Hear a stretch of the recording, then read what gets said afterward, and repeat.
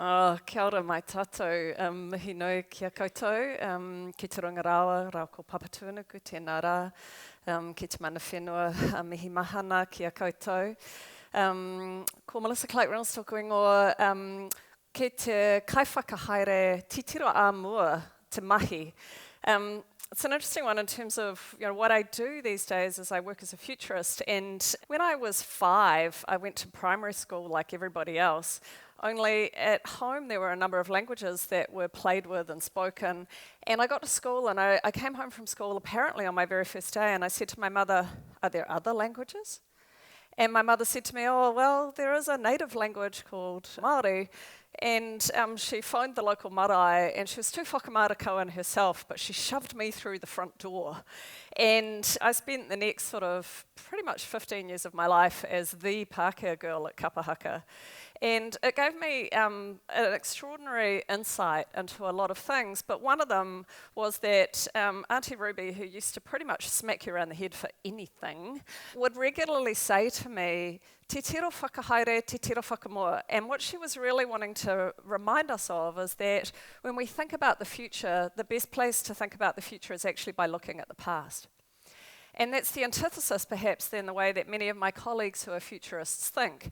But I think it's incredibly useful. And so one of the things I want to take you through today is I'm going to talk to you about ethics. And ethics is not my specialist subject. I just want to get that right out there. So I've been out the back just about throwing up thinking about this. And I know I look really great, but that's because I've had this incredible coaching on how to look good on stage. But trust me, I want to vomit. So what I want to talk a bit about is this idea of strategy. So I work as a strategist, and I help people think about strategy. And probably the big thing that strategy is about is figuring out what you'll say no to.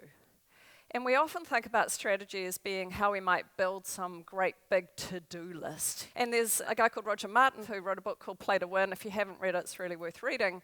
And he talks about the lie of strategic planning, which I particularly love. What he says is that boards like to write these kind of to-do lists, and they write a strategic plan, but actually fundamental to the company is figuring out the strategy. And the strategy is what you will do and what you won't do. And so for me, I grew up, I played a lot of chess as a kid. In fact, in my last year in high school in Masterton, I wanted to learn to code. And it wasn't a girls' subject, so my school didn't teach it. And so I got put on a bus to Rathkiel. It meant that I had to sit out at Rathkiel where there were no computers and learn how to code, which was brilliant. And we would mail our little punch cards into town. And 2 weeks later, IBM would send us back in a self-addressed envelope whether or not our code had run. And they were trying to tell me this was the future, right? And I just remember thinking, oh my God. Anyway, we got to go to town once on a school field trip. And our school field trip involved going to see a computer. Super exciting. And I'm the only girl in this bus, and we go to Wellington, and we go to the Ministry of Transport. Can you imagine how inspiring that was to a 15-year-old girl? And we spend the entire day watching them program the traffic lights in Cuba Street. I know, this is the future, right? So you can understand why I didn't take computer science at university, right? But what I was good at was chess. And so a couple of the boys in my class begrudgingly, humiliatingly agreed that I could be on the Rathkiel chess team. And so I've thought a lot about chess over the years, but I realized that I'd often thought about strategy as being like chess. And just recently, I had a fantastic conversation with someone where I realized that in chess, all of the moves are finite. So if I'm sitting there and I'm thinking about what are the next 2 or 3 moves ahead, there are only so many moves that my competitor can play. And there are only so many moves that I can play. And so when I think about strategy being like chess, I think it's easy for us often to think 2 or 3 moves ahead in the chess world because you know exactly what your competitor is going to do. Poker, on the other hand, I'm now very excited. I'm going to take up poker. Haven't told my man. But, luckily I make my own money, so, we'll figure this out. Poker, on the other hand, has this element of luck and surprise in it. And I thought, that's actually a lot more like what business is about. business is much more like poker. You might have the same decks of cards. You might have some of the same people we're fighting over to hire. You have some of the same rules that we're playing by in the industry. But there's a surprise factor that comes along. We can define winning in some very specific ways in poker, but actually there's always these wild cards that are coming at us. And as I started to think about that, I thought, you know what, as a futurist, I'm thinking about wild cards on quite a lot of time. And some of you will have heard me talk about the pandemic. So for me, these wild cards are things like pandemics, or they're like volcanoes or terrorist attacks. They're the things that we kind of know might happen, but we don't tend to plan for very well. Then we have the mega trends, which all of us can agree on. You know, there are big things like climate change that we've got to grapple with. It really doesn't matter what industry we're in now. We're dealing with these real mega trends. And then we have the things that are trends, which by now, you know, vegan food has become a trend. But we can think about others of those as they emerge. The area I'm most interested in is what's called weak signals. So weak signals is basically the daily bread of a futurist. And I love it because what I get to do is I get to basically troll the internet for a couple of hours every morning. If any of you follow me on Twitter, you'll know that it's pretty random what I seem to read. But actually the core of it is that I'm particularly interested in signals from the future as they affect the agri-food businesses. And so if we think about some of the kinds of signals from the future that we've been seeing lately, whether it's autonomous tractors and satellites from the sky, there are signals all the time. And the difference between a signal and a trend is that a signal is a very specific moment in time. So an article or a product or a web release, it's a very specific thing. Trends are much more general. Over time, what happens is that I might start watching a signal, and some of them I've been watching maybe 4 or 5 years, and suddenly they turn into trends. And this quote from William Gibson for me is perfect. He's a sci-fi writer, and what he talks about is this idea that the future's all around us, it's just not evenly distributed. And so this idea of signals is my daily work. So I'm looking for signals all the time. And lots of you will go to field days, right? So a few years ago, I had this idea that I was going to buy myself a new car. Now, I'm a kayaker and I'm a beekeeper, so what I needed was that I needed a station wagon that I could easily lift a 40-kilo box into the back of, so it needed to kind of have the boot at about my hip height. And as a kayaker, as I'm getting older, I'm losing some of that upper body strength, so it needed to have a roof that I could actually lift a kayak onto by myself. So quite specific things. And then I was looking for the greenest possible option. You kind of know where this is going to go, right? And so I pinned it down to a VW Passat. Now I just want to tell you that if any of you own a car yard, 2 women coming into a car yard on a Sunday afternoon is not what we do for fun.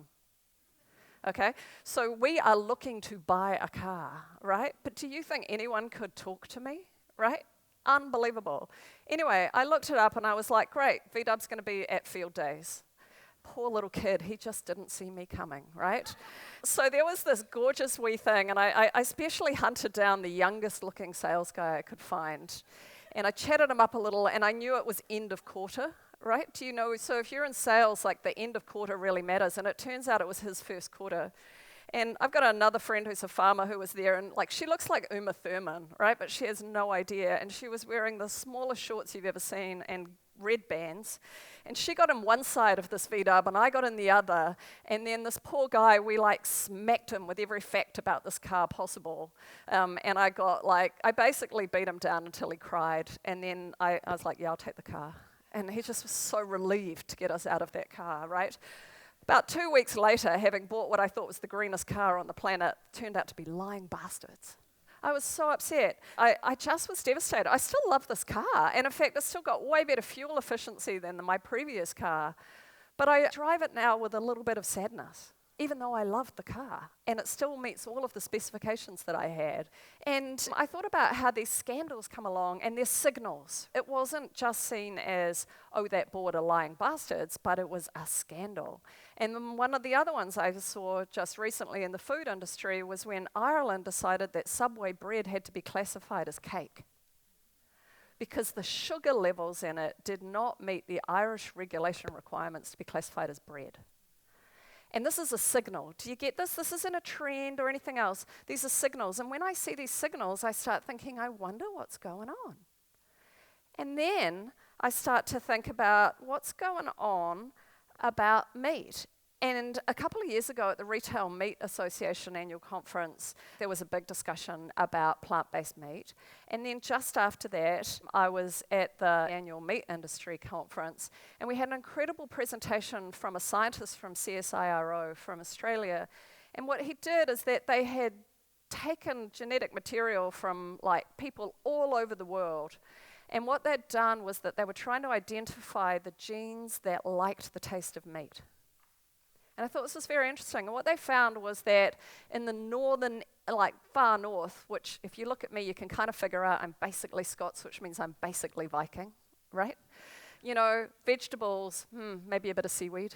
Do you know, it's not really a big country, Scotland, for the old veggies. And so people in the northern hemisphere, the far north, including Inuit people, had the most preference for the taste of meat. And shock, horror, people who lived nearer the equator, and in particular on the Indian subcontinent, had the most dislike for the taste of meat. And so this question of why do vegetarians want to buy fake meat is a really interesting one to me. Because of course what we have is we have a whole lot of people who want to be vegetarian but have a genetic propensity to really like the taste of meat. And so for me that was another signal, because what we've seen over and over again is that the alternate protein market isn't targeting vegetarians, they're targeting meat eaters who want to reduce their meat consumption. And what we see in there is this discussion then, and I love this little thing. This was on Twitter this week, and I had to rewrite my presentation around it. The second tweet that said, maybe I do like the idea of eating meat, but I'd rather that animals weren't slaughtered to achieve that. This is really confronting for us in the meat industry. I'm on the board of Atkins Ranch, and we talk about ourselves being, you know, the world's most ethical lamb company. But can we be ethical and kill animals? Can we be ethical and serve you food that we have slaughtered, and we call it that, a slaughterhouse, in order to provide it to you? This is a tricky question, and I can tell you, I know you're hoping I'm going to answer it. I'm really not. Okay? But these ethics questions are starting to turn up more and more on my feed than they ever have before. And so I'm not an ethicist, remember? I'm a futurist. And what I'm seeing is that these discussions around ethics are turning up in the boardrooms, they're turning up in our customers, they're turning up in our Twitter feeds. John Hart, some of you might know, he's in the Wairarapa. He farms both crickets and cows. And there was a big discussion on my friends with Twitter this week about whether or not animals were sentient and do they feel pain. And you know, there were discussions about fish not feeling pain not that long ago. And so again, when I started to look at some of the signals, what we're seeing is that we're seeing more and more evidence and more discussion from our consumers that our products are sentient beings that feel pain. Now, I'm not trying to put you off here. What I think is that we have to have some of these discussions in the industry. So you can understand why I was out the back wanting to throw up, right? Because this is scary stuff. Earlier, how did a major company like Air New Zealand not know whether it was legal? Yeah, I mean, this is fascinating. So if a company is going to export goods that are sensitive, say, for example, to be used by a foreign military, then they have to go to the government and get a special permit. Now, these permits will not be issued if those goods that are being exported are going to undermine peace and security, could possibly be used in crimes against humanity or in war crimes. Now, you'd think exporting engines to the Saudi Navy might tick all of those boxes. Now, officials in Air New Zealand, they're now sitting down figuring out whether Air New Zealand did need to have those permits because they didn't have them. Now, Air New Zealand could face some serious financial penalties if it is found they did need these permits. So the chair has come out and said it's legal.